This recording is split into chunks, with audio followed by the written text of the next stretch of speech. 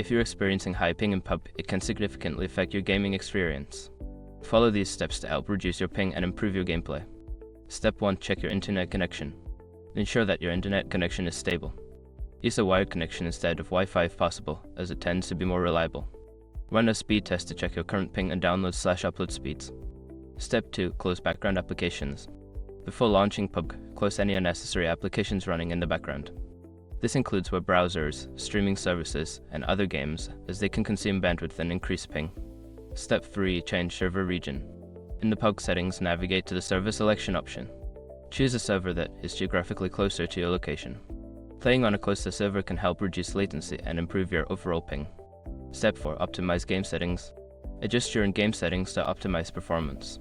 Lowering graphics settings can help reduce the load on your system, which may lead to better connectivity and lower ping during gameplay. Step 5. Use a VPN. If you are still experiencing high ping, consider using a VPN. A VPN can help route your connection through less congested pathways, potentially lowering your ping. Choose a reputable VPN service that offers servers optimized for gaming. By following these steps, you should see an improvement in your ping while playing PUBG. Enjoy your gaming experience.